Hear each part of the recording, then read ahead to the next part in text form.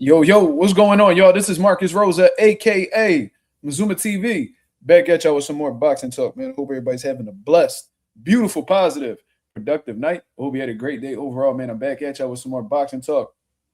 We're gonna be giving our reactions to the Ryan Garcia versus Conor Benn undercard finally being revealed.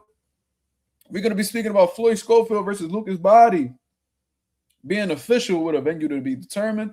Then we're going to speak on the Brian Norman versus Keyshawn Davis rumors, and of course, some open boxing topics. Before we get into all of that, though, if y'all could please hit the like button on the way in, that'd be very much appreciated. We on the road to 4K. We wanted to the 3,700 mark. Looking to crack that 3,800 mark in due time. Shout out to the nation and the mob for making this possible. Big shout out to everybody that's been showing love to the channel with the super chats, the cash apps, and all of that good stuff. It definitely takes the channel a long way. Shout out to everybody that is a part of the replay gang as well. If y'all missed it in the night, y'all watching it in the morning, the afternoon, whenever y'all have some free time, man, y'all are very much appreciated as well. Shout out to everybody that's in the comment section. Shout out to the boy, the Dietrich Banner. What's going on, brother? How you feeling? How you feeling? He said, I seen they talking about Foster and Navarrete. That's a good fight. Yeah, that's definitely a great fight, bro. I really hope that they're able to put that together because that may be the biggest fight in the 130-pound division today, man. You know, Emmanuel Navarrete came off of a great win against Sugar Nunez. That was one of my favorite performances of his career thus far. And, you know, he's a unified champion now in the division. And O'Shaquie Foster's on a hell of a run right now, beating Stephen Fulton and Raymond Ford back-to-back. So if he were to go ahead and fight Emmanuel Navarrete and then possibly beat him, that'd be a hell of a lineup. You feel what I'm saying? And that'll just only make, you know, O'Shaquie Foster a bigger name, a bigger, you know, and, you know, upcoming star in the sport of boxing. You know what I'm saying? So I'm all for unification fights, obviously. I'm all for getting divisions as close to one champion as possible. And that's a fight that'll definitely move the 130-pound division into the right place. You know what I'm saying? So I really hope that we're able to get that together. Shout out to my boy, Dietrich Banner, following up with a $2 super chat. He said, for the boxing talk. I appreciate that, man. Thank you. That definitely goes a long way, bro. Yeah, I mean, my boy Z, what up? What's going on? MAZUMA Nation, absolutely. Z said, I seen that Navarrete's manager say they didn't accept any terms. I'm thinking they might duck again. Well, let's, you know, I'm not going to say let's be optimistic, but you know what I mean? Until we get more information, I mean, maybe that's dumb, you know, trying to use some type of negotiation tactic to try to get more out of the situation. I don't know. Maybe they playing a hardball so he could get whatever he can for his fighter. But at the end of the day, man, I really hope that fight gets made. Navarrete should be confident right now, man. You know what I mean? He's coming off one of the, like I said, one of the best wins of his career, one of the best performances he's had thus far. I kind of feel bad for Charlie Suarez for not getting that opportunity, but at the end of the day, man, this is a bigger and better fight, in my opinion. Josue Hernandez, what up? Yep, everybody talking about Nav and Shock, man. It seemed like y'all real excited about that. Chris Maldonado, what up? Lorenzo, Agent 86, what's going on, brother?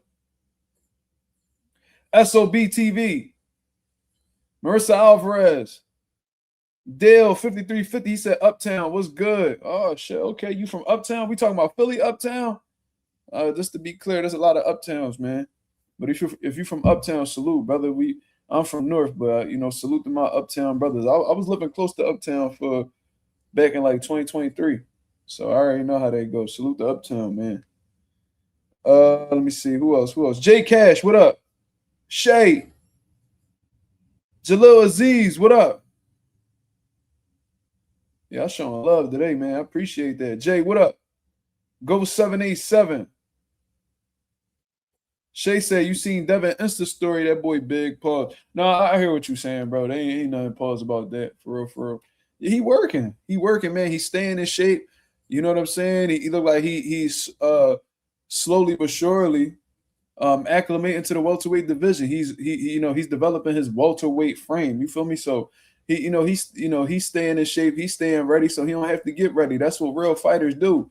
You know what I mean? When you look at the all-time great boxers like Floyd Mayweather, Andre Ward, you know what I mean? Even Roy Jones, they stood ready, so they did not have to get ready, man. Them dudes stayed in shape all year round.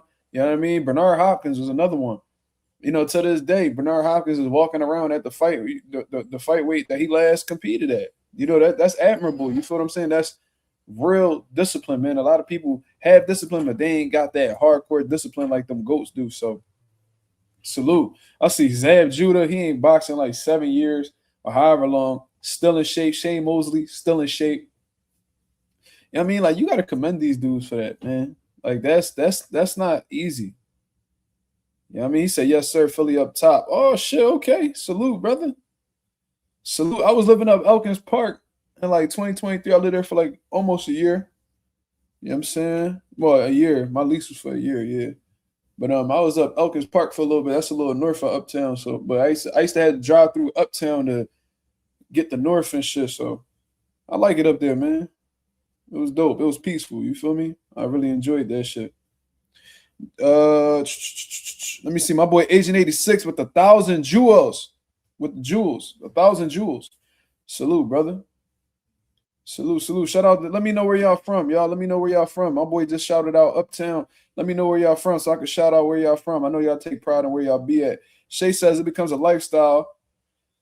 I feel when you do it for your whole life, it becomes natural. Yeah, and not only that, but I also feel like that's their way to like, I guess when they were actually boxing, that's when they felt that they were most at peace, stress free, actually feeling good, feeling healthy, feeling strong. And when they fall back from that, they probably stop feeling like themselves. You know what I'm saying? They stop feeling motivated. It's a lot of things. So Zab Judah says that he continues to train and box because if he doesn't, then he'll end up being somebody that he doesn't like, being a negative person and shit like that. So people do it for different reasons. Some people are big on their health. Some people, whether it's their physical or mental health. And some people just do it because, like you said, they've been doing it for so long that it's just like it's clockwork for them. But regardless, I mean, I could really appreciate true discipline for sure. That's something I need to get back into, to be honest with you, man. I ain't really like worked out hard for real since my son was born. So it's been like 3 years, bro. Like I'll work out here and there. I stay active, of course, but like really, really trained and try to whip my body into shape. I haven't done that shit since my son was born. Like before my son was born, to be honest. I was in really good shape when I first found out he was on the way, and then I had gotten sick. I don't know what that was, bro. I had like a stomach bug or something. It wasn't nothing to really do with my health. I caught something, and that threw off all my momentum. And then I was just focused on making sure my son was all right, making sure, I took care of the household and shit like that, and just completely fell out of shape. So I got to get back in the mix for sure. Oh shit, Brawley Red Run from Upper Darby. I was just up Upper Darby today. I was up and down Upper Darby, actually today and yesterday. Salute to Upper Darby, man. Shout out to the county. You feel me? For sure. I used to train up Glenn Olden. When I first started like really boxing and all that shit, I was training up Glenn Olden. That's the county too. Ain't too far from Upper Darby. You know what I'm saying? I used to be up the county every day. And then whenever we competed at the Golden Gloves, we'll fight up Upper Darby too. I think, what was it called? Like, was it Must Fight? Then that's the name of the gym, right behind the fire station on Westchester Pike. Yeah, I mean, my boy Ralph, what up?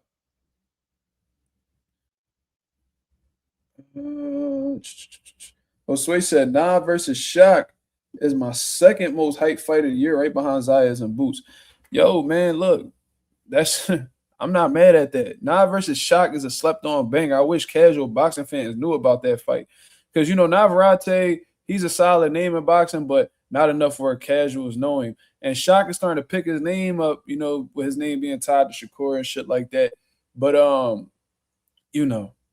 he's not known by the casuals. You know what I mean? Yeah, must fight. That's exactly what I'm talking about. But yeah, man, if this was known by the casual fans, this would be a huge fight. But I mean, more of a, as long as as a hardcore boxing fan, you don't miss any of the fights, so we straight.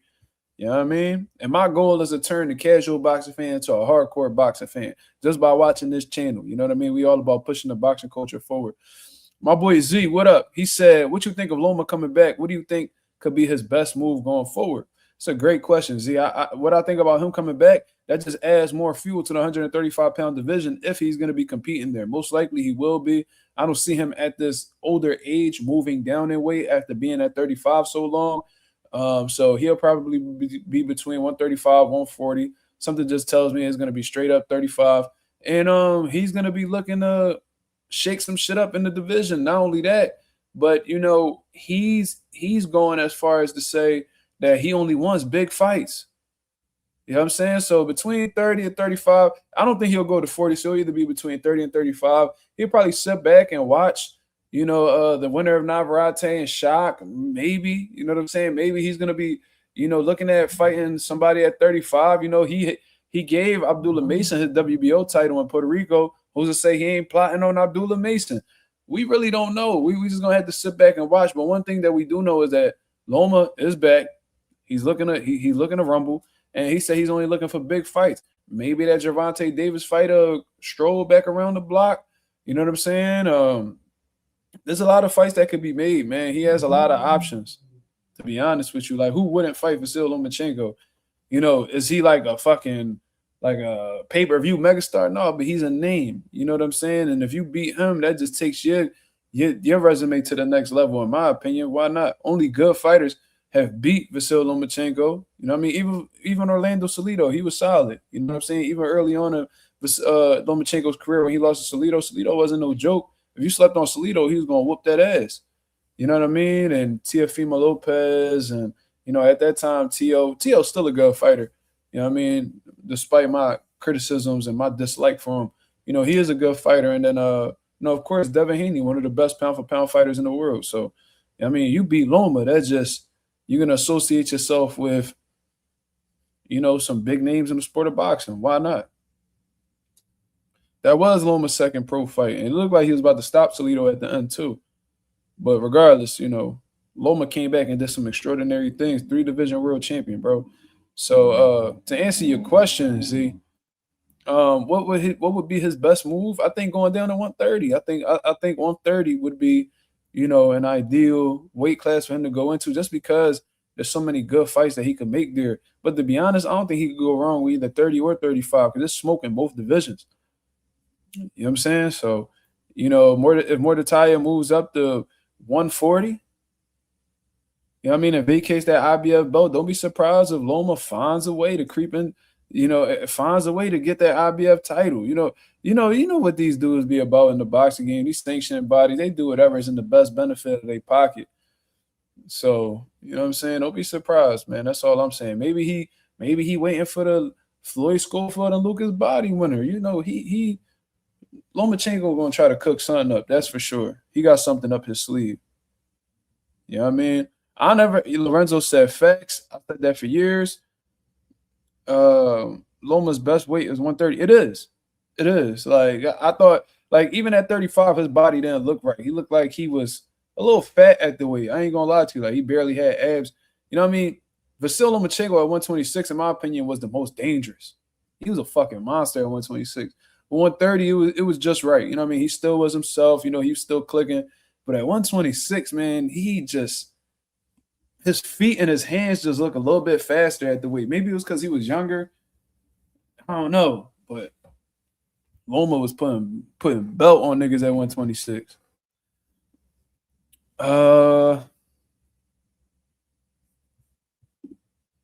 Broly or Brawley. I don't know how to pronounce it, but I'm gonna just call you Red Room.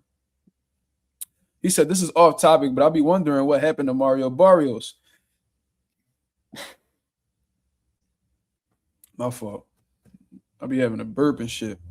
He was a different fighter versus Tank. Even hurt him than he is today. It looks like he lost his confidence. Well, I think what happened with Mario Barrios is, to be honest with you, I think that Tank fight definitely had an effect on him. But I think what hurt him even more, in my opinion, what was the nail in the coffin was when he went and he fought Keith Thurman immediately after the fact. And when you watch that fight, like, Keith Thurman was hitting him with flush shots, man, like flush shots. You know, he gave him a boxing lesson, but like he kind of punished him at the same time. And I think from that point on, even though he beat your Dennis Ugas, who already had a career-ending injury against Errol Spence, that orbital bone, he just didn't look like himself, to be honest with you. Like, yeah, he looked all right against Ugas, but Ugas was already, you know, in a tough spot with the injury that he already had sustained in his career. And then he jumped back into that fight with Barrios. All Barrios had to do was touch that eye and it swelled up again. So Yeah, Barrios wasn't the same after that, man. Like Barrios used to be a very sharp, skilled fighter, man. Like especially at 140. Like I said, they used to call him the Golden Boy. People don't even remember that. I remember watching him when I was a young boy out in Bethlehem, PA, at the they call it the Wind Creek now, but before it was called the Sands Casino. Back when PBC was up and running, and Barrios was super sharp, man. One of my favorite performances from Mario Barrios was when he fought that white boy Ryan. I think his name was like Ryan Carl or some shit like that. And man, like that version of Mario Barrios was sensational. He had fast hands, he had good punch placement, good counter punching. Like Barrios was sharp, like offensively was sharp. And he had a good jab too. Keith Thurman said in the interview that Barrios had the best jab that he's ever been in the ring with. And that's saying a lot coming from Keith Thurman because he done been in there with them. And I don't know if that changed since the Fundora fight or any of the fights that he had after Barrios. But that says a lot considering Keith Thurman was an elite fighter and been in there with some credible guys, man. So yeah, man, like Barrios was one of my favorite fighters coming up, but he had a crazy downfall post Tank loss, bro. And it just seems like Barrios. It just seemed like to me, like he don't look like a shot fighter to me. It looked like his mind ain't in the game no more. It looks like he's not hungry. It just looks like he's not really focused in there. Like what really showed me that was the Manny Pacquiao fight, right? When he fought Manny Pacquiao, he went to a draw with him, but it was just like anybody would kill to be in your situation. Like when your Dennis Ugas had that opportunity, you could tell he ain't play with that situation. He whooped Manny Pacquiao ass. He did.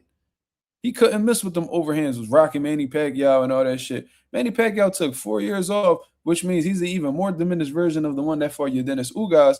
You beat your Dennis Ugas, so that should have gave you, and even though there's no triangle theories in boxing, that should have gave you some, boosted, confidence. Like, oh man, I'm gonna fuck him up. Like he had trouble with Ugas. Wait till but it was like, I don't know if he was starstruck.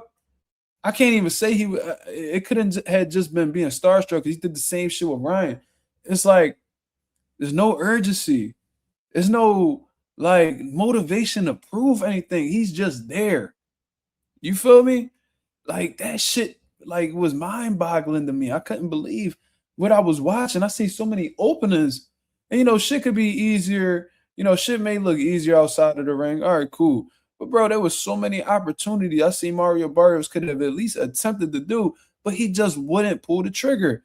And his coach is trying to give him the urgency, trying to hype him up, boost him up, and told him, yo, stop showing this man respect. Like, stop touching gloves with this man. And what does he do? Every time the fucking bell rings, touch gloves, touching gloves, touching gloves. Bro, what's up with all this respect? Like, I understand Manny Pacquiao a legend. I understand that he's an icon. Like I know that. And you may have grew up admiring Manny Pacquiao at one point in time. It's cool. A lot of people did. You know what I mean? Like Manny Pacquiao was one of the ones. We know that. However, you have to have that switch, like Andre Ward always refers to. You need to flip that switch on and understand that, all right, like, you know what I mean? I got love for you. I love watching. I was a big fan of yours, but you in there with me now. Like, like how the way you perceive yourself should be, bigger than how the way you perceive somebody else. You feel me? Like, all right, you Manny Pacquiao, but I'm Mario Barrios. So, you know what I mean? We gonna get it cracking. But it just seemed like Barrios was just the best way to put it, bro, just not motivated. No sense of urgency. Like it almost makes me feel like, and I don't know if this is true, but it almost seems like he's just there for a check. That's what it comes across as to me. You ever had that teacher like that, especially that substitute teacher that just sat in the class and ain't really give a fuck about what you do? And I've even heard teachers say in the past, I don't really care how y'all act. I'm still getting paid at the end of the day. I remember hearing that shit in public school. You ever heard a teacher say that? Have you ever heard a teacher ever say like, oh, I don't care, I'm still getting paid anyway? You never heard that shit? I used to hear that shit in public school all the time. And I don't care, you can act however you want to act. I'm still getting paid. I used to hear substitute teachers tell us that shit. That's what Mario Barrios reminds me of. Like, they don't give a fuck. Like, yeah, I'm a box. You know what I mean? I don't really care to win and none of that shit. But I'm still get paid. He said, my gym teacher said that shit. I'm trying to tell you, they say I get paid the same regardless. That's what they used to say. They ain't give a fuck. But yeah, man, like Barrios, he's an underachiever, man. I don't know what's up with him. I don't know, man. He got Brandon Figueroa's sister pregnant, had a baby with her and all that shit. And I don't know. He ain't been the same since then.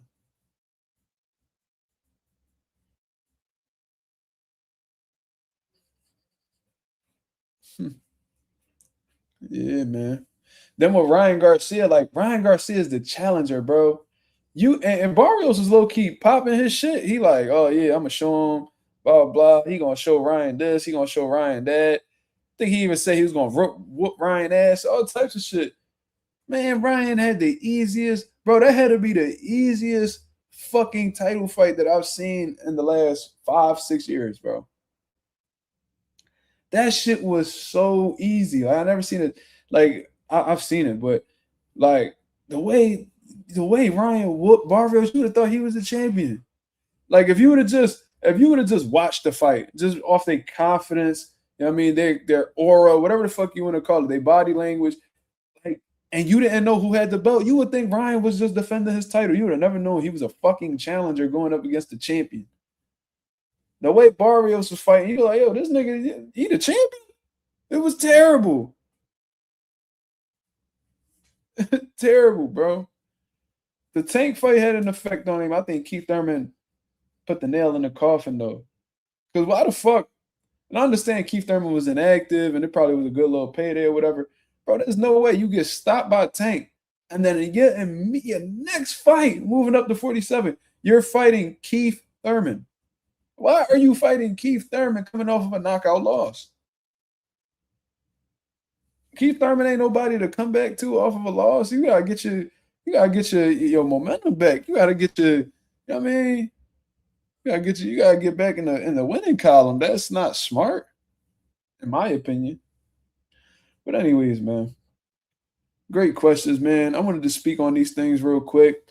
The Ryan Garcia versus Conor Benn fight is coming up. Both are actively training from what I'm seeing.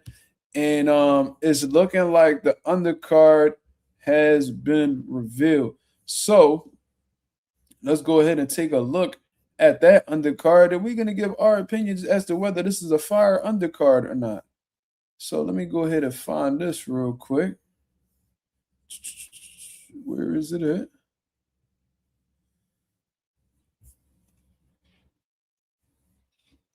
I thought it was on the damn, I thought it was on the motherfucking Ring Magazine page where they had the full John. Hold on, let me see if it's on Twitter.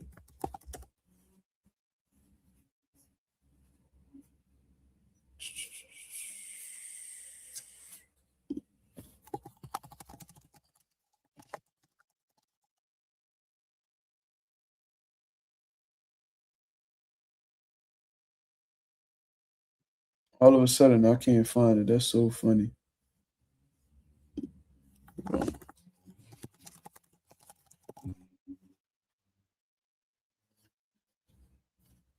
Man, that boy Conor Benn trying to tell y'all so bad that he drained. Don't nobody want to hear him, though.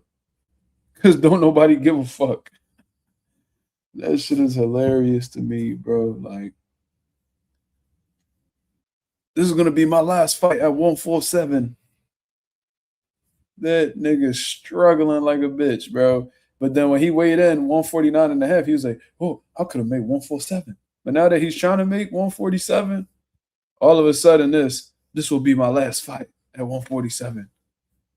Then said he'll fight as high as 168. Can you believe that? Bro, this nigga said he'll be fighting from 160 to as high as 168. Bro, that mean that nigga is starving.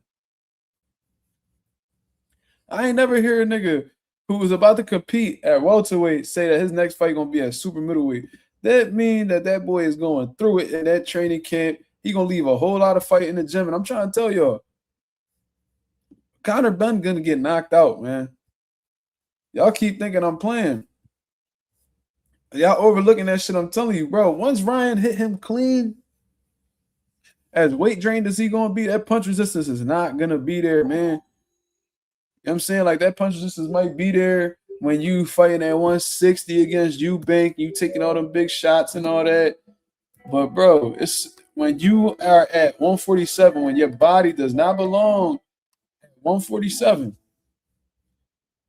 and you lose that fluid in your brain and you ain't got the energy to fight back or recover off of a shot, bro, Ryan is going to whip a fucking left hook right on that fucking temple area of his head. He gonna do that little chicken dance, or he just gonna go out. I don't know. I think Conor Benn gonna do a little chicken dance, and Ryan gonna finish him. I'm telling you. Where the hell is that picture of the undercard? Why can I not find it now? Let me check. Let me check my DMs, bro. This shit is crazy. It'll show up on my timeline. Then when I look for it, it's nowhere to be found. All right, cool. All right, there you go, right here. So Mark Magsayo will be on the card. That's one of my favorite offensive fighters today. And free my boy Chris. My boy Christian Gutierrez. He locked up right now. He should be out soon. He fought almost identically to Mark Magsayo, bro. Every time I see him fight, I think about my boy Chris. But anyways, this is the undercard from what I understand, and it goes as follows. Obviously, Ryan Garcia, the WBC welterweight champion, against Conor Benn. I don't know who the fuck that is in that thumbnail, but that is not Conor Benn. That shit look like Andy Hiroka, if anything. Who the hell is this? He look hella dark, hair blonde in a bitch, cheekbones all high. This nigga look like somebody Papa San. I don't know who the fuck that's supposed to be, but apparently that's Conor Benn. Then we got Jai Opetaia going up against Noel McCallion. I mean, I guess Jai Opetaia was able to snatch that fight off of David Benavidez. David Benavidez is looking to lock in that fight with McCallion, but it is what it is, man. Zuffa must have offered him a bag that he couldn't refuse. So it is what it is. Then, of course, we got Mark Magsayo in the lightweight bouts at 100, that's 135 pounds. For those of y'all who don't know, against Andreas Cortez. That should be a good one. And then we have Mazian. Who the fuck is the Mazian Van Hooter versus Rafael Akpigiori? Bro, I ain't gonna lie. Some of these dudes' names are making me feel extremely illiterate. But regardless, y'all see what's going on. That's the undercard. Now, what do I think about the undercard overall? Is it the best card? No, absolutely not. Yeah, I mean, absolutely not. It's not the best undercard in my opinion. I think we got a little bit spoiled with them Turkey out of sheet cards where it was just like bangers back to back to back. But this is solid, man. This isn't terrible neither. Like, I actually enjoy watching Jai Opetaia fight. He has some good boxing ability. He showed that in his last fight. He's strong, just sturdy dude, and very dangerous for anybody in the cruiserweight division, including David Benavidez, to be honest. But it's gonna be good to see him. I like the fact that Zuffa's keeping Jai active. And they're saying that's the World Cruiserweight Championship. Now, according to the WBC, I think they said they plan on stripping Noel if he doesn't defend against his mandatory, who is supposed to be David Benavidez. And that's pretty confusing to me, to be honest. Because it's like, bro, he's already, since when y'all make unified champions mandatories? I mean, I understand he has the WBC at 175, but he's already unified in that one division. Oh no, man! I think they're doing David Benavidez a favor because the WBC was doing him dirty back when Canelo was undisputed at 68. So they probably feel like they owe him one, or maybe they see that he's actually making some sort of money now, or he's actually a draw. So now they want to look out for him and give him opportunities. I don't fucking know, but regardless, solid undercard, not the best one, but I'll be tuned in. I'm gonna definitely be tuned in. I want to see how the way Jai Opetaia performs against Noel, because you already know they're gonna be that whole fight week. They're gonna be attached to Jai's name, David Benavidez's, and if he puts on a good performance, the demand for David Benavidez and Jai Opetaia will grow. So I'm looking forward to that. Then, of course, I want to see how much more drained Conor Benn is going to look, at 147, because he looked like shit at 149 and a half. So, yeah, I mean, those, them 2 pounds or however much he's going to lose is going to have a serious effect on him, man. I'm telling you, it's going to have a serious effect on him, man. He's already looking very, drained as it is. So, we'll see. We'll see, man. So that's all I really got to say about the fight. I ain't gonna say anything encouraging about the fight because I'm not really a fan of either one of them. They're both drug cheats to me, but I'll be watching it just because it's a significant fight for 147. And if Conor Benn pulls this one off, bro, Ryan Garcia cannot come outside no more. I'm sorry, bro. Like if you lose to Conor Benn, who's clearly drained, you know what I'm saying? Clearly not an elite level fighter. You know what I'm saying? If you let this boy whoop on you and take your belt before he lead the division, you are absolute trash, bro. You know what I mean? So I mean, we'll see. We'll see. So, anyways, man, moving on. Speaking of, big fights, it looks like Floyd Schofield and Lucas Bahdi have been able to reach some sort of agreement. From what I understand, the fight will be taking place in October. I think a venue is yet to be determined. But finally, man, finally a big fight for Floyd Schofield. They've been waiting around trying to get the WBA to work in their favor for so long, to the point where, from what I understand, Auntie Sco has said something about taking the WBA to court because they weren't going by their rules and all of that shit. And, WBA has been moving a little crazy with their title, especially at lightweight when it comes to Tank Davis. You feel what I'm saying? Like, you know, in the past, taking the title away from Gervonta Davis and then giving the title back to him. Like I never seen that. Usually, like when a motherfucker strip, they gotta go through all these different loops and do all these fucking tricks to get their fucking belt back. You feel what I'm saying? Like with Jai Opatai, from what I understand, they didn't give him his IBF cruiserweight title back. They stripped it off him, and even though they may have been dead wrong, they're not gonna give the belt back to you. I've seen it happen where they were clearly in the wrong when they've stripped the fighter or whatever the case is. But I mean, their decision was final. I've never seen somebody get stripped of a title and then he's like, "Oh, never mind, you could just have it back." I don't understand that shit. You feel me?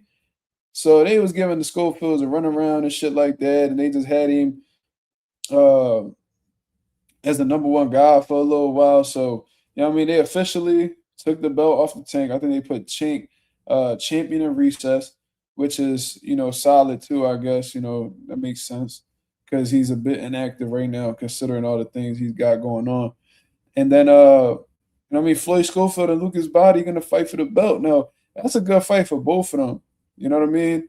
I think Floyd Schofield has the advantages in terms of like overall abilities. I think Floyd Schofield is explosive. He's athletic. He's quick. He got some serious power, man. Like and everybody compares him to Sean Porter. I think that's a fair comparison, except I think he's actually more explosive than Sean Porter, and he may punch, harder. You know what I'm saying? So when you have that type of grit, intensity, you know what I'm saying? When you got the mauling abilities like a Sean Porter, but you actually got some real serious pop behind your punches, that's a dangerous person to be in the ring with. But Lucas Bahdi actually has that motherfucking neutralizer, in his hands. Because everybody that I heard spar Lucas Bahdi, they say, bro, this dude could seriously punch. You know what I'm saying? Shit like that. So this ain't a dude that you could get a little. You can't get reckless with a guy like Lucas Bahdi, because Lucas Bahdi may be able to cut your lights out when if you have a little down moment in the fight. That's a dangerous person to be in the ring with. And I'm not comparing the two, but it kind of reminds me of like Deontay Wilder, right? Like he always used to run around with this quote, bro. You could you had to be perfect for 12 rounds. Only got to be perfect for 2 seconds. And throughout his prime of his career, that shit proved to be true. Like you could be outboxing Wilder, you know what I mean? Even hurt him, whatever the case is. But as soon as he touch you with that right hand, bro, yeah, you going out. You either going to sleep or you gonna do a little wobble, and he gonna punch on you until they wave the fucking fight off. Like I remember Gerald Washington was outboxing Deontay Wilder.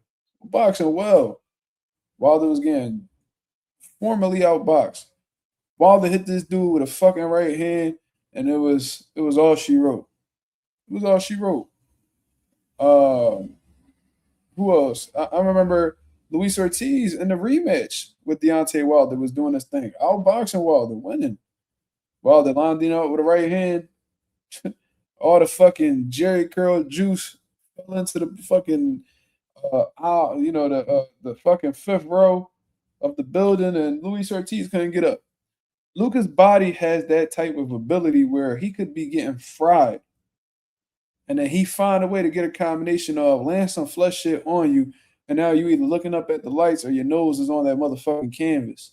So you got to be careful with guys like him. So I'm expecting the Schofields because they mastered the 5 styles of boxing. I'm looking to see what their game plan is going to be.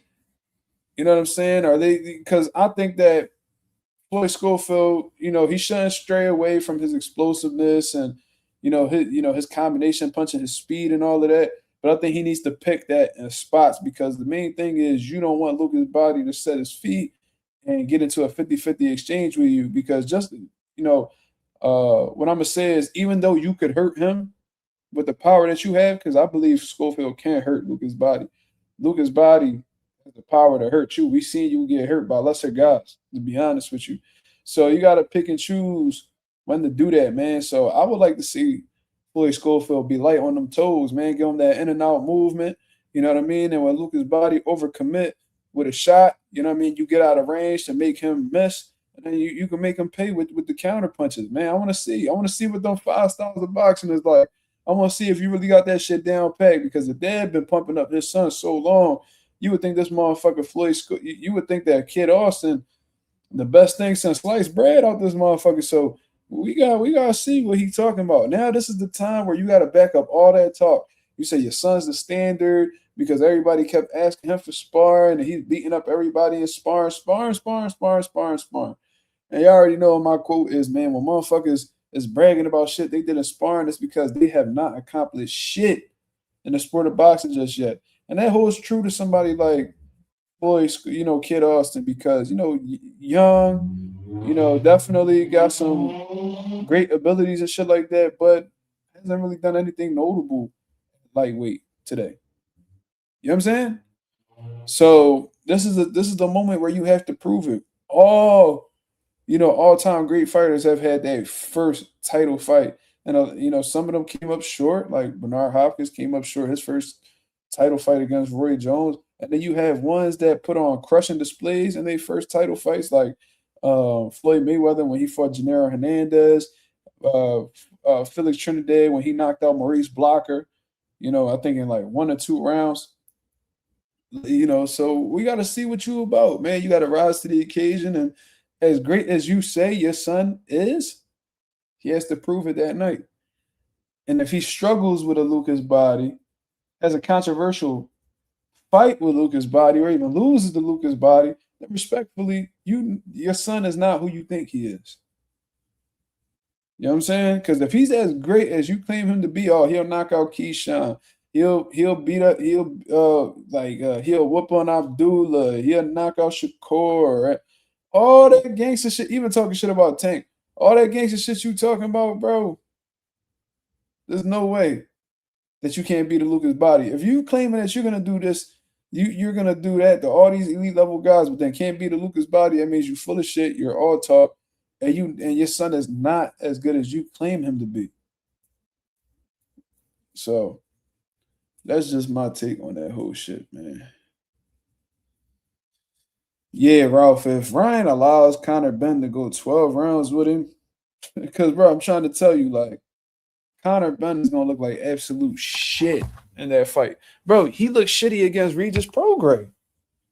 He didn't look good against Regis, bro. He looked hella drained against Regis. He performed as if he left a fight in the gym. His punches, like, he wobbled Regis, but Regis was fighting at 140. He moved up 10 pounds, bro. He was little. So even if your power ain't all the way there, if you hit a nigga who's significantly smaller than you, it's going to have an effect on them regardless.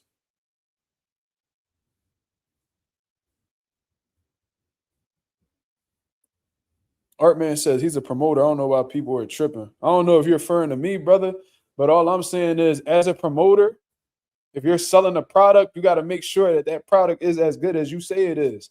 Because if it ain't, motherfuckers gonna be asking for their refund back, and people will stop buying into that product. So promoting is all good. You know what I mean? I don't mind a motherfucker promoting, but at the end of the day, if you're gonna say, "Oh, this laundry detergent that I got gets rid of, every stain imaginable," and then when it's time to put that motherfucking detergent to the test, and that shit can't even get a little bit of blood off of a fucking white t-shirt, then you know what I mean, that product ain't as good as you say it is. So there's nothing wrong with promoting a product. There's nothing wrong with backing your son. You know what I'm saying? But all that talking you've been doing for all these, and then this is another thing. He's promoting. Absolutely, he's promoting. But every time that there's been a situation for him to back up that shit that he's been promoting, you can't find it. Has he not proved that he's not like that? Well, this is the thing, Art, man. There's been plenty of opportunities where he was supposed to show that he was like that, but he didn't show up.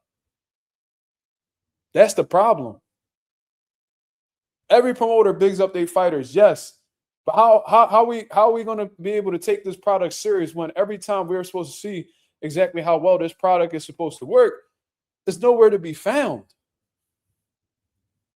Oh, they poisoned my son. Okay. Oh, they ripped the passport in the whole lead up to the fight. Oh, I don't really like the WBC check-in weigh-ins. Complaining about the check-in weigh-ins. They ripped the page out of his fucking passport, the signature page out of his passport book. And then you knocked out a Tevin Farmer who was coming off of 2 consecutive losses. Like, bro, like this is what we gauging how good Kid Austin is off of. Like Tevin Farmer, an inactive Tevin Farmer who took a long ass layoff after getting whooped on by JoJo Diaz. He fought some niggas at the 2300 arena in South Philly, loses to Cepeda back to back. But because he didn't get stopped by Cepeda, everybody was giving him an applause. Like, bro,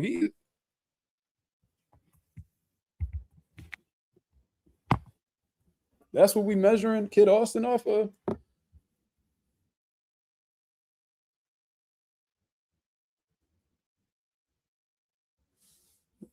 What is Artman talking about? Who's talking about Dev? Who's talking about Debo?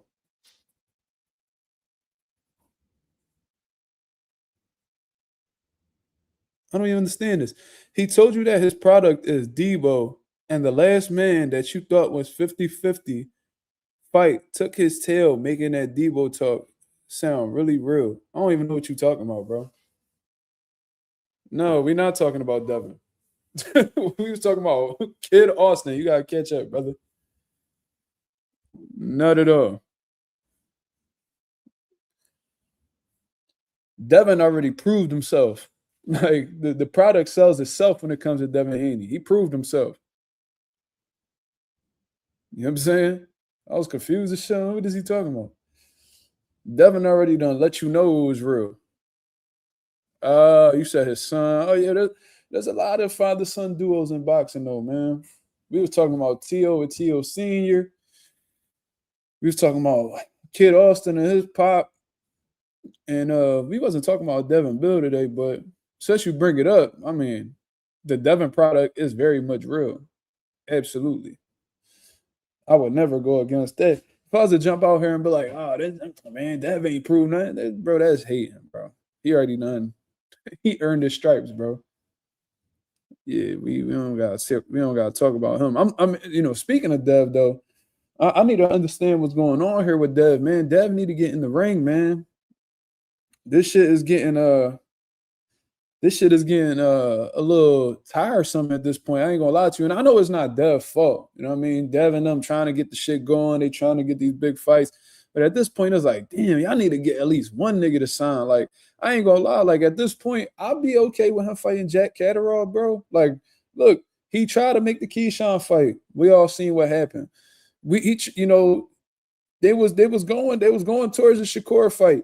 We seen what happened, bro. We seen what Shakur and them just try to pull. Shakur and them was trying to get Dev to vacate his title so Keyshawn could go ahead and snatch that away. And when he didn't, you know what I mean, he turned it down, career high paydays and, fumbling getting paid less at the purse bid when I guess he thought he was going to make more, and then he pulls out of the purse bid. It's like, God damn, then Liam Paro out here, and he's making it seem like he's interested in the fight. And then, they asking for an extraordinary amount of money. Like, at this point, Dev, bro, and I hate to say this shit, to be honest with you, man, but goddamn, bro.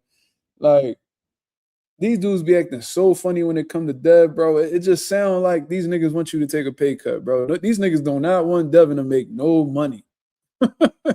And they don't want to get paid what they're truly worth market-wise. Like, if it's a Devin Haney fight, I need to get paid an extraordinary amount of money, and I don't give a fuck if Devin has to take a pay cut. I need to get paid. So, goddamn, bro. Liam Parr already know what it is because he already faced I'm not going to say Devin style, but, a style that has some similar, things in it. And he's seen how the way he matched up with Richardson Hitchens. Richardson Hitchens outclassed Liam Parro after, 3-4 rounds. Devin Haney brings similar attributes to the table, but a more experienced fighter, and in my opinion, a faster fighter. Hands and feet. You feel me? And a more mobile fighter. That's gonna be a terrible style matchup for Liam Parro, to be honest with you. We only pushing for the fight because of the unification fight. Fuck it. It is what it is. But I don't think that fight's competitive at all stylistically. I don't see what Liam Parro does with Dev, where it's like, yo, man, he might actually neutralize Devin's jab. Oh, he might. Now, Liam Parro does well with fighters who come forward and, bring the fight, and, he's able to box. But when he's in there with a black American athletic boxer, he's going to have some trouble in there, man. That speed going to be too much for him. That jab, he's going to have a tough time.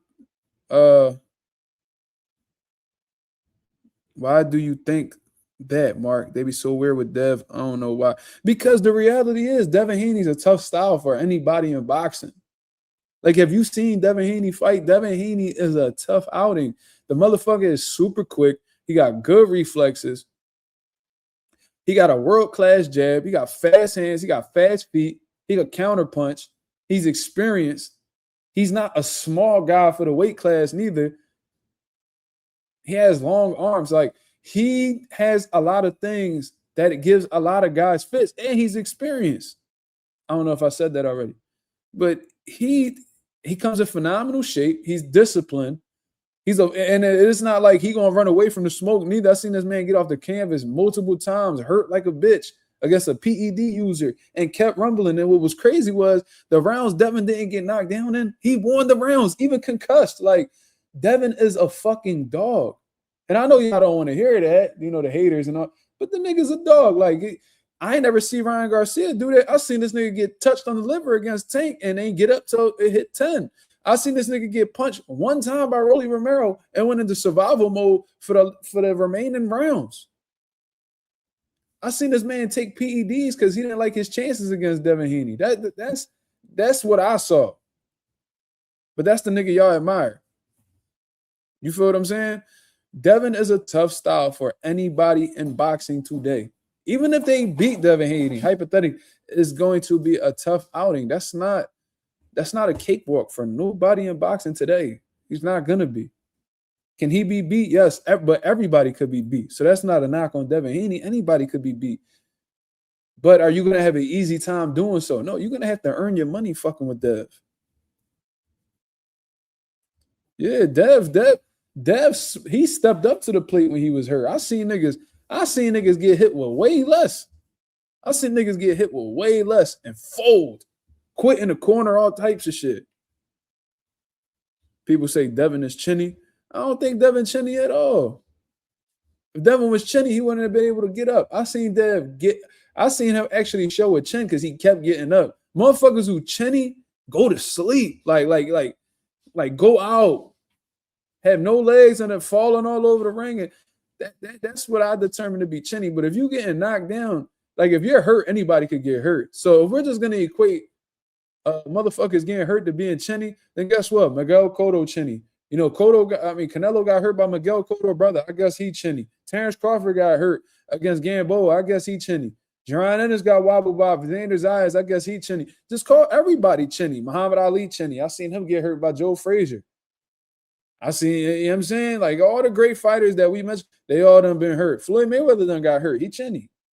Like people just they want to throw that label on people when they see them visibly get hurt. No, chinny is when you go out. Like that just means like, or like even the smallest punches have the biggest effect on you. Like that, like Amir Khan, that nigga is chinny. I watch Chris Algieri, who can't punch out a fucking wet paper bag, rock Amir Khan shit. I seen this nigga get tapped by Canelo Alvarez. Boom, went right to sleep. I seen this nigga, what Bud hit him with a sharp little counter, his legs all over the place. Like Amir Khan literally has his own highlight reel for getting hurt, knocked down, knocked out. Like that is chinny. That is chinny right there. Who do I think beats Dev? In the smaller weight classes, the one who has the best chance is Shakur Stevenson.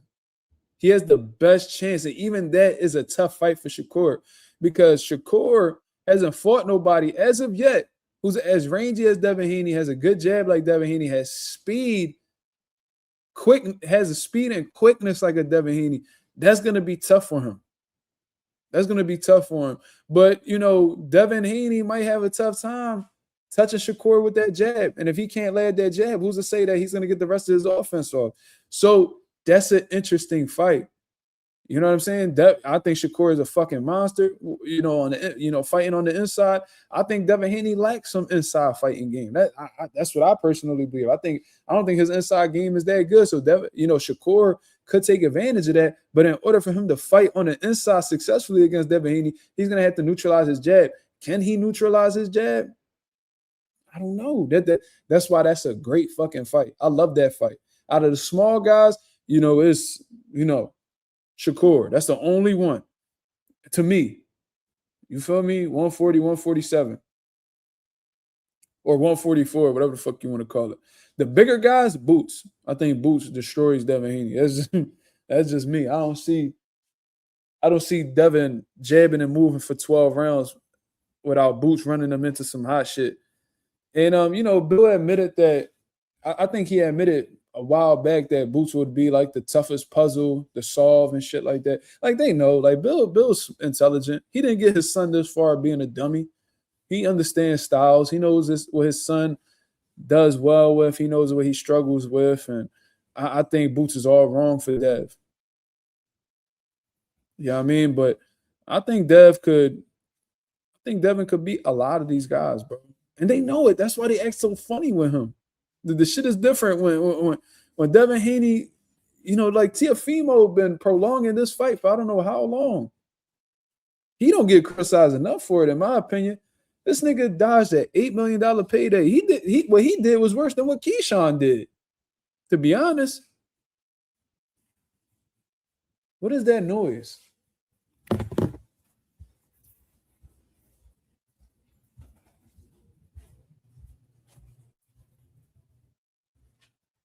That shit is so loud. I'm thinking like, it sound like you wrestling or some shit. That's the Ethernet cable? Sorry.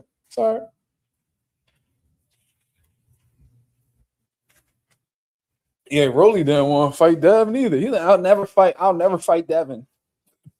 Then when he had no choice, this nigga gonna send Devin an offer. Oh yeah, we gonna do a 50-50 split or whatever the case is. So Devin like, all right, I'm listening. Then when they get into deeper negotiations, they're like, all right, so what's the guarantee? Like, what's the bread? What's the money looking like? Oh, there's no guarantee. Huh? You eat what you kill over here. We don't do guarantees. Nigga, who the fuck doesn't fight for a guarantee? Like, I think only PBC niggas do that. Like, that's why these niggas be so inactive, bro. Like, these niggas ain't got no money to guarantee they fighters, so they just sit on the shelf. You tripping. I'm not fighting nobody walking this earth. Even if I know I could beat them, even if I know I'm levels above, as a fucking elite level fighter, a championship level fighter, I'm not fighting nobody for for zero guarantee. Just eat off the pay-per-view revenue. Nigga, what the fuck? Like, you serious? That's crazy to me. I'm about to put my life on the line. Let's say I get beat. Let's say I get beat on real bad. I'm in the hospital, all this shit. Like I get beat. Niggas beat me to an inch of my life. And then I probably can't know, God forbid this doesn't happen to anybody. Let's say you get beat so bad you can't fight ever again. I don't even got a guaranteed paycheck. I don't even got a guaranteed paycheck to fall back on.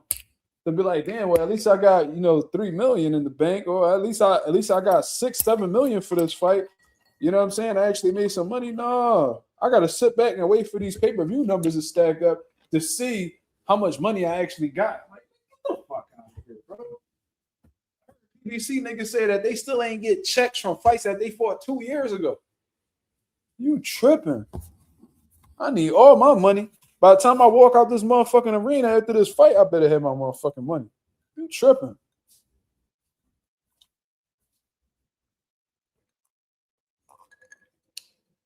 And you know what's crazy? PBC ain't never played with Canelo like that. Whenever Canelo won it, they dropped that motherfucking bag. But with their own fighters, shit.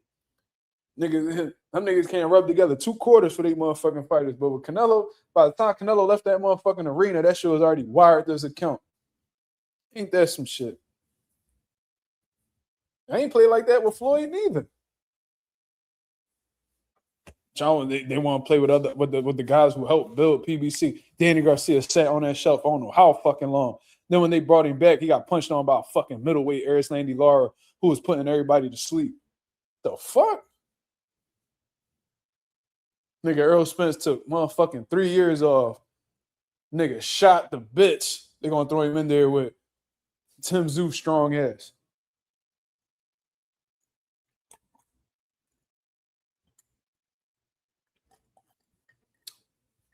Now they doing the same shit to Jamel. Got Jamel sitting all around. Watch, they gonna line Jamel up with like a Fundora or something, and Fundora gonna beat the shit out of Jamel.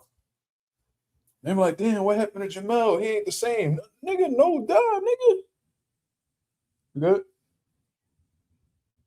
Like, no duh, he ain't the same, nigga. The fuck? Go get your ass whooped in your last fight and take 3 years off, and then come back against an elite guy and go see what happens. You think you gonna be the same? And then you in your late 30s, your late 30s at that? You think you gonna be the same in your early 30s, late 20s? No, nigga. PBC gonna feed Mel the boots. Before they do that, they'll feed him to another PBC nigga though. That's what I'm saying. But maybe, they all with the zone now, so they all eating off the same network, so they probably wouldn't care. But you know what I'm saying? Before they let Boots, whoop on Jamel, which he would, you know what I'm saying? They'll feed him to Sebastian. If you peep what Sebastian doing, he beating up on all these old niggas. I mean, they gonna let him. They was gonna let him beat up on Earl. They was gonna let him beat up on Earl. They was like, oh no, we can't get you the Earl fight, but guess what? We're gonna get you Keith Thurman. How about that? Yeah, let's beat up on old Keith Thurman. Let's get him out the way so he can retire. Oh, look, Jamel's ready, Sebastian. Let's beat him up now. Let's beat up all the old PBC fighters that carried the network.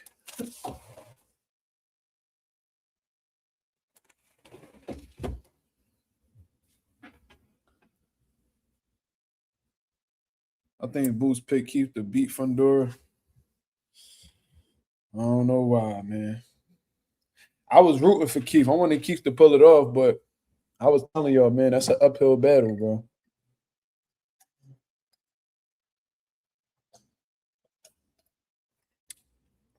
Especially when I seen a nigga Fundora using his jab.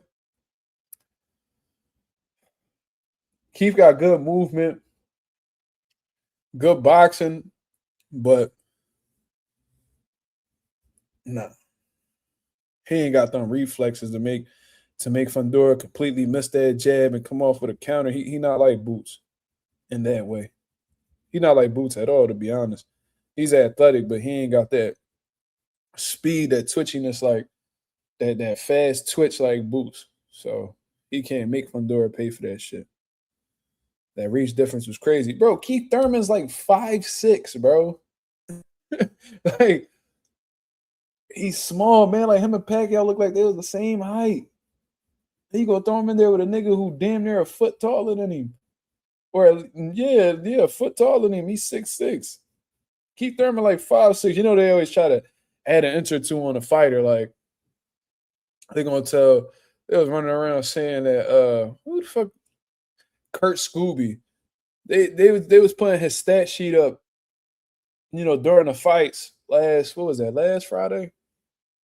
5'9". Nigga, I'm 5'9", and Kurt Scooby was little as hell. Kurt Scooby, every bit of like 5'7", 5'6".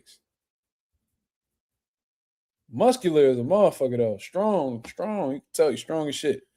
5'9", never.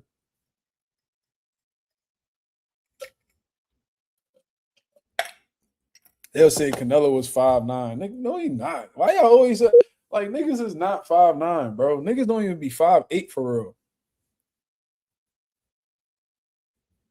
Like if you peep when Floyd and Canelo faced off with each other, Floyd was taller than him. So if Floyd 5'8", ain't taller than Canelo, how tall is Canelo? 5'7". Come on, man. Cut it out. Man, Tio ain't never want to fight Dev, bro. I could pull up old ass videos where he chunked, man. I remember when Devin, they was young too. They was kids, bro. They was kids. And Dev ran up on him like, yo, man, so when we gonna fight? Let's make something happen. And Tio trying to flex on him, like, oh yeah, man, we gonna fight later down the line. He said, man, fuck fighting down the line. Let's fight right now. He was bit. Man, T.O. ain't want no smoke, bro. But T.O. for the long, like I told y'all the other day when I went on live, what was that? Yesterday or the day before? Bro, he been doing everything he can throughout his career to try to belittle Devin Haney so he wouldn't have to fight him. Email champ. Oh, all these dudes, I'm the leader of the new school. All these dudes is behind me and blah. Like, nigga, bro, you was never that guy, bro. Like, you beat Loma, but you was never that guy. Like, the only way you become that guy is if you beat these guys. You wasn't willing to, like, you was beating up on, you beat Loma, you beat a Josh Taylor, but, you know what I mean? Them other bulls that was recognized as them ones was out there. You ain't want to look their way.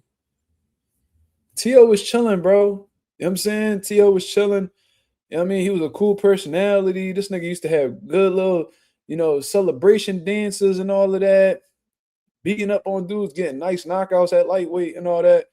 Then, some shit happened. Then he beat Loma, and then this motherfucker started having trouble at home, and his family didn't like his wife, and, his dad is, giving him so much, trouble and problems, and then the whole family start falling apart. T.O. start losing his mind, start fucking with psychedelics and all of that shit, which is what he said, not me. He admitted that he was a crack baby because his dad was on drugs when he had him. All this crazy stuff. Then he's showing a second grade education, saying simple word, using words incorrectly, not knowing the definition of certain words, still using them, then putting out interviews, rambling, trying to be philosophical when he's not intelligent enough to do so. Then he just becomes a full blown out racist.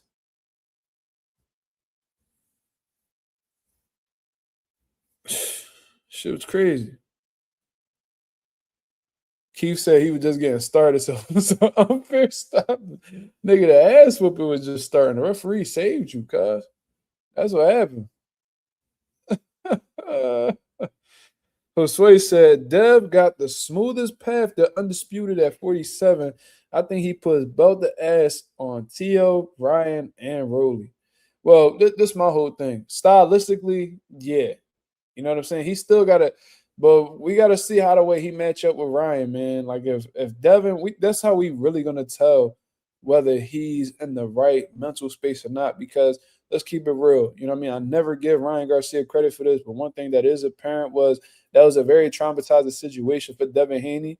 And I wouldn't wish that on anybody, whether I like you, dislike you as a fighter, whatever the case is. I would never want any fighter to experience being in there with a drug cheat, right? So that was a very traumatizing experience for Dev. You could tell. Like when you watch that interview he had with Andre Ward after That fight, you could tell like Devin just wasn't in the right headspace. He had difficulty keeping eye contact, answering questions. He's stuttering all over the place. He just couldn't think clearly. Um, but it seems like he's gotten his confidence back since then, especially since beating Brian Norman and all that. But until he's in the situation, in the ring, until he's directly across from Ryan Garcia underneath them lights for a second time, we won't really know exactly how settled in he is mentally after that fight. That is the only fight where I really seen Devin really get out of character, react emotionally, and rightfully so to an extent because Ryan was talking about people's religion behind the scenes and saying his father's making derogatory remarks towards Bill Haney and his hair, and it was a lot of wild shit going on, bro. A lot of physical, they pushing each other, and it was a lot of crazy shit. It got real personal. You know what I'm saying? So we got to see a calm, focused Devin Haney that, is looking to hit and not get hit against Ryan Garcia, making those adjustments, not giving Ryan those openings to land those big left hooks and, not really giving him any moments to possibly get him some knockdowns again or even a knockout. You know what I mean? You got to take that left hook away from him. So I think Dev could do it. And outside of that, I think it is a smooth route to undisputed. However, are these other champions at 147 gonna be willing to cooperate with Devin Haney in order to make these unification fights happen?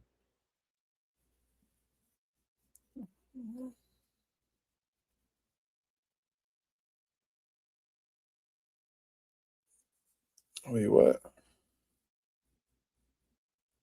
Hold on, y'all. You want to see Boots versus Devin at 54? I mean, Bill and them already made it clear what their intentions are to do, and we've seen what Boots' intentions is too. They got this exact intentions, but in different weight classes. They want to become undisputed, right? So, these motherfuckers only fighting twice a year. If Devin was to take every fight moving forward, a unification fight, it'd take him a year and a half in order to become undisputed. Boots, same situation. I think he's a bit closer to undisputed than Devin is. So if Boots wanted, if he plays his cards right, he could at least fight for undisputed, not become because you never know. But he could fight for undisputed in like a year from now. You know what I'm saying? So I think that once they're able to do that, then I think that should be when that fight is demanded. And Bill said they're gonna clean up their division. Boots got to clean up his, and they'll move up to 54 to fight for 3-time undisputed. That's what Bill said. So I mean, let's take him for his word, and if he backtracks on that, then Bill full of shit. So we'll see.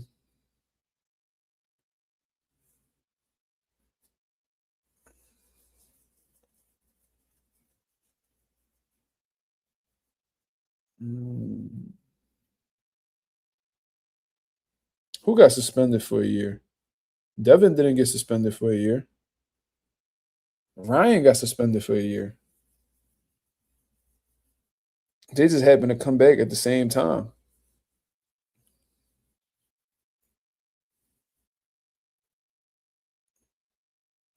Boots gotta be on his Bernard Hopkins shit and whoop on these little niggas that's moving up to his weight. That's what he gotta do. Bernard did that with De La Hoya and Trinidad. He need to go ahead and do that. Let these little niggas come up and wait and knock him down when they come up. But then again, a lot of niggas ain't gonna move up to 54 till Boots leave. It's just like how they all refused to move up to 47 until he left. I peeped y'all. And I ain't talking about Deb, I'm talking about the rest of them niggas. As soon as Boots left, they was like, oh yeah, I'm going to 47. How do I see what fight going, Devo? I'm about to get up out of here, man. I'm exhausted, bro. I ain't gonna lie to you. I've been real tired these last couple days. I've been working nonstop, bro. I'm trying this new side hustle. See, I'm gonna see what this money looking like because if it makes sense, then that might end up being it's gonna turn into a full-time hustle year. So far so good. I still got all of tomorrow, Friday, Saturday, and Sunday. So I still got 4 days of work to really determine whether it's worth doing or not. It's looking like it is, though, so we'll see. Boost stops Ryan in 1 round. That's hilarious. Yo, Boots are definitely. Boots gotta be a little careful though, because Ryan like to shoot that. He like to shoot that shit quick, like off the rip. He like to come out guns blazing. So Boots gotta just stab him. I wouldn't go for the first round knockout against Ryan because you might get clipped in an exchange. And Ryan left hook ain't nothing to be playing with. Or his right hand, to be honest, but more specifically that left hook. I'll poke holes in Ryan and let him bleed out, aka just stab him to the body. Boom, boom, boom, boom. He ain't got the defense to defend that shit. Boots too quick. He too accurate. You know what I mean? Put some holes in his gas tank. When he start to bleed out, you know what I mean? He said, gonna be real. Boots shitty. Boots shitty? That nigga smoking wet. Based off what? Y'all niggas. Y'all love talking about fight. Y'all love talking about black fighters like that, bro. If you put Boots abilities in a white man body, I'm like, oh my God, this is the greatest fighter I've ever seen. Bottom 10 fighter out of Philly. He's still at the beginning of his career, right? Dumbass. And all the great fighters that Philly had, even if you in the bottom 10, that's a compliment. Dummy. You don't even know what the fuck you talking about. Bottom 10. So that means bottom 10, like if you're in the bottom 10, you're still in the top 10. Dumbass. How do I see that Canelo and Billy fight going? This nigga named Dawn. Nigga named himself Dawn. This nigga got an old white woman name.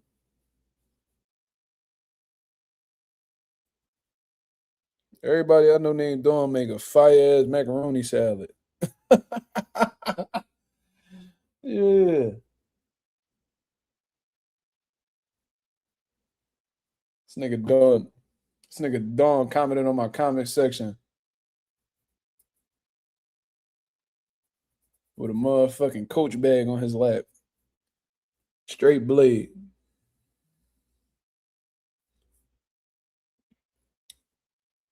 Sir Dick Eater, I'm sorry, sir.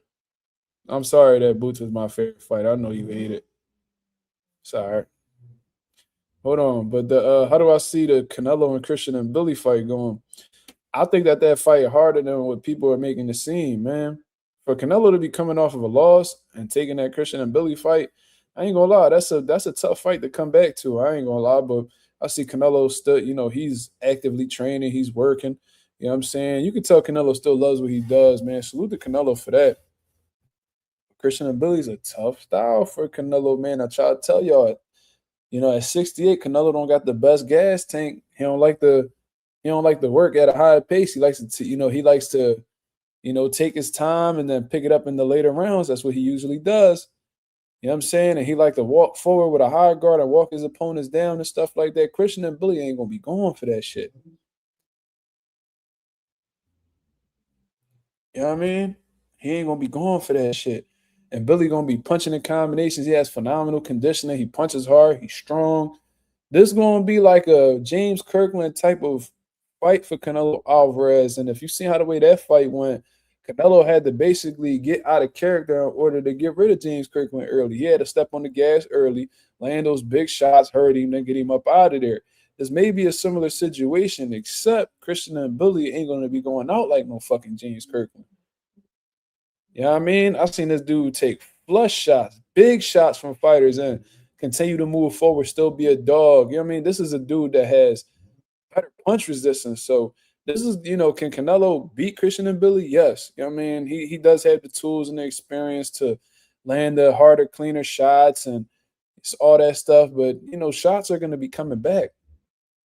Shots are going to be coming back. This is going to be a tough fight for Canelo, man. At this stage of his career, with his limited stamina, in my opinion, his lack of, his work rate not being the best and all of that stuff. Like at 54, Canelo used to punch in bunches. So that version of Canelo would have been all right for Billy. This one right here, where he's doing the bare minimum in the early rounds and all of that, Christian and Billy got to jump on Canelo right away and make him fight outside of his pace. If you make Canelo fight outside of his pace in the early rounds, he'll be gassed by the 7th round. And when Canelo's gassed, he's not even worried about hurting you. He's not even worried about knocking you out. He's gonna happily go to the scorecards with it. James Kirkland versus Pedro Angulo. That was a gangsta ass fight. Canelo gonna have to. When Billy pressing how he's supposed to. Now you can't just walk the Canelo acting crazy because he will put you on your ass and probably knock you out if you really lacking. But you definitely want to bring the issue to Canelo though, man. You definitely want to make Canelo uncomfortable early. You get him uncomfortable, you're gonna end up frustrated, and he get frustrated too. Canelo gets really mad in the ring.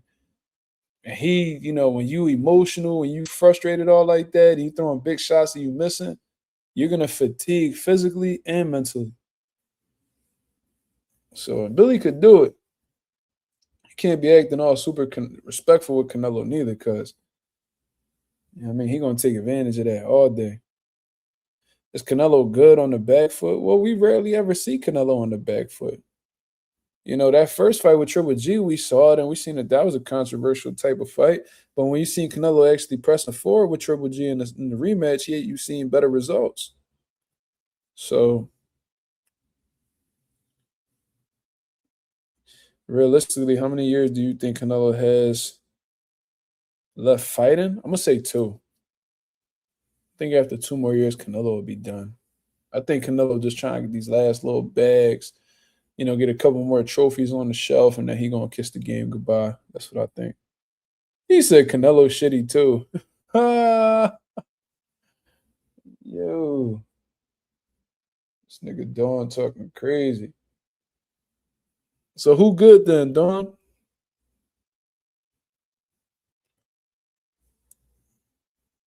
Who if Canelo and Boots shitty, who good? How do I see Boots versus Kelly? I think that's gonna be a slaughter, bro. I ain't gonna lie to you. Like Josh Kelly, one of them dudes, he like to have his hands down at his waist and use his reflexes and be a showman and all of that. Like he's used to being the superior athlete. He's accustomed to being the better outboxer. With Boots Ennis, he's neither one of those. So I think Boots breaks him down and gets him out of there within 4 to 5 rounds. I think this is a 4 or 5 round fight. I ain't gonna lie, because the speed and the accuracy from Boots is gonna break Kelly up immediately. Dawn, you a tank, a maniac. How do I see Schofield versus Bahdi going? I think Schofield could win, man, but he got to be a little bit light on the feet, man. Like he got to get some type of in and out movement. Keep that jab on him. You know what I'm saying? Combinations. But he's gonna have to step off the line immediately. Like he's gonna have to keep Lucas Bahdi off balance. He's gonna have to keep him picking up his feet. As long as he's able to do that, Body's not gonna really be in a situation where he can land that big bomb on Schofield. But if Kid Austin get a little reckless, start sitting in the pocket with Lucas Bahdi and allow him to punch in combinations, or at least punch in between his shots. He said, "Can I get a wrench?" No, you can get hit with a wrench, though. Get him the fuck out of here, dumbass. Go get some Dawn dish soap and go wash your ass, nigga. You know what I mean? Go wash your hands after all that dick you just ate, young boy. He said Kelly getting airlifted out the arena. That's crazy. I hope it don't go that far. We just want his belt. We don't want his life tricks. Nigga said, "Can I get a wrench? No, catch one, dickhead." But I think Schofield could beat Lucas Bahdi. He gotta pick and choose when to fight. You know what I mean? Like he can't be just in the pocket with Bahdi just training and just exchanging and trading shots. Nah, you gotta box smart. I mean, they mastered the 5 styles of boxing, so it should be an easy night for him.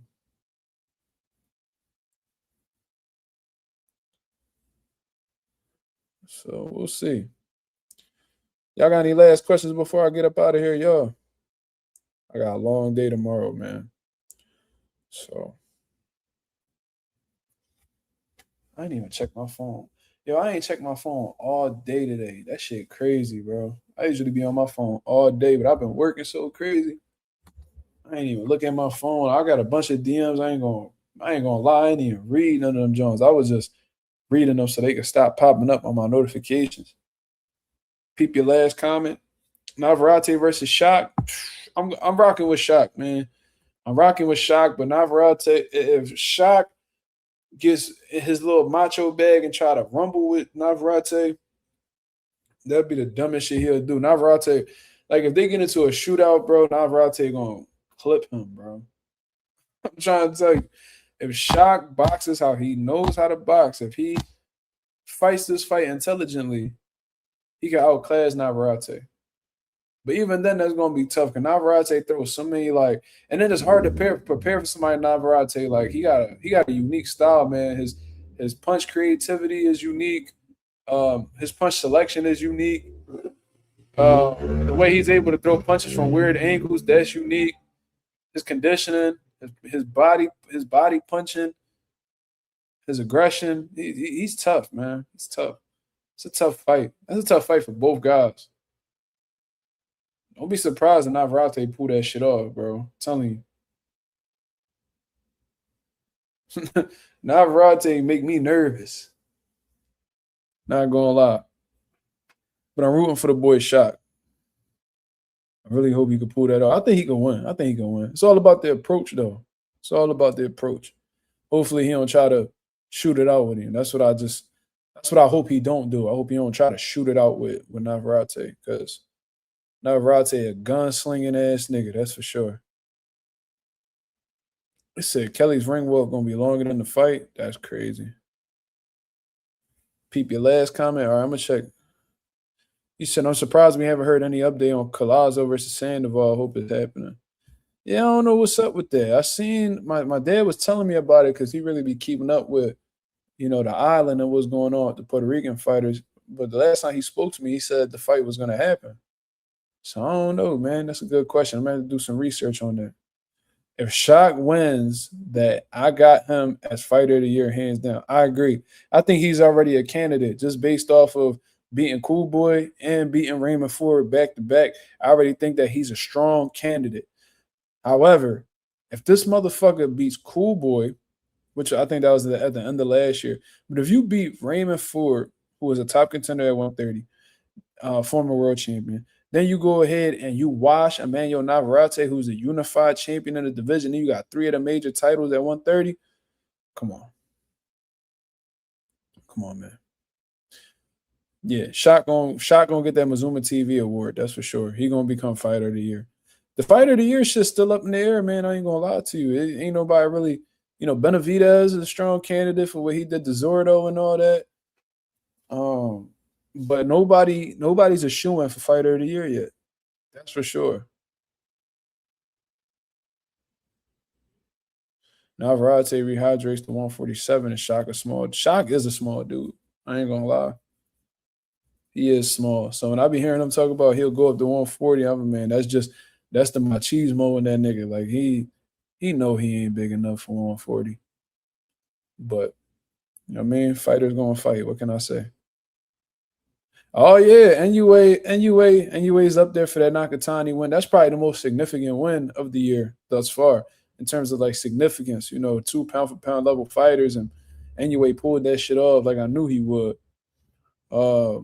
Yeah, Yeah. Nakatani, Benavidez, and if Shot gets this, he a bad motherfucker, bro. I ain't gonna lie. And that shit is gonna make Shakur look so stupid. Because while you over here acting like Shot ain't shit, this nigga making history. And if Navarrete get 3 belts, guess what? He did something Shakur never did. Get 3 major world titles simultaneously. He unified Shakur, but you ain't get 3 of them bitches though. But yeah, Navarrete his hard. So that's why I said I hope they don't get into a shootout, because if they do, I don't really like Shock's chances in the pocket. You know, Shock like to bang sometimes, bro. Like he'll get hit with a good shot. He kind of like Bud in a way where like he'll get hit with a good shot and he like, all right, let's do it. If you get hit with a good shot against Navarrete, don't do the let's do it. Don't do that. And he always want to talk about how like he hurt everybody he fight, and you know, like he be beating, like he really be rumbling, like he a dog. Don't bring that side off for Navarrete. For Navarrete, you gotta stay disciplined. You gotta stay focused on the task. Box. Feel me? Matias versus Smith, my fight of the year. I get it. I mean, Dalton Smith could be an honorable mention because you know he did. You know why Dalton Smith deserves some type of award from MAZUMA TV, bro?